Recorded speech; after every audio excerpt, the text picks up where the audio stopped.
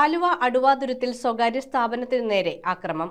ബൈക്കിലെത്തിയ അക്രമി സ്ഥാപനത്തിലേക്ക് വാഹനം ഇടിച്ചുകയറ്റാൻ ശ്രമിക്കുകയും ജീവനക്കാരനെ മർദ്ദിക്കുകയും ചെയ്തതായി പരാതി. സ്ഥാപനത്തിലെ ജീവനക്കാരനായ നാജിനാണ് മർദ്ദനമേറ്റത്. സംഭവത്തെ തുടർന്ന് ഉടമസ്ഥർ ആലങ്ങാട് പോലീസിൽ പരാതി നൽകി. ആലുവ അടുവാതുരുത്തിൽ പ്രവർത്തിക്കുന്ന സ്വകാര്യ സ്ഥാപനത്തിന് നേരെ അക്രമം നടത്തിയതായി പരാതി. തൃശൂർ സ്വദേശിയുടെ ഉടമസ്ഥതയിലുള്ള സ്ഥാപനത്തിലേക്ക് ബൈക്കിലെത്തിയ ആൾ സ്ഥാപനത്തിന് നേരെ അക്രമം നടത്തുകയും ജീവനക്കാരനെ മർദ്ദിക്കുകയും ചെയ്തതായാണ് പരാതി.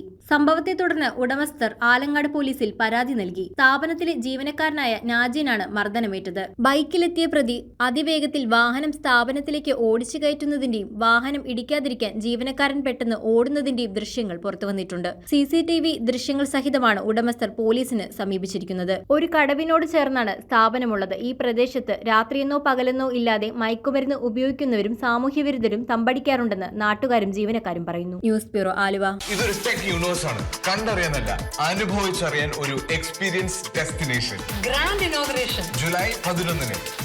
ഞങ്ങളുണ്ടാവും. My G Future Epic Store now at Marine Drive.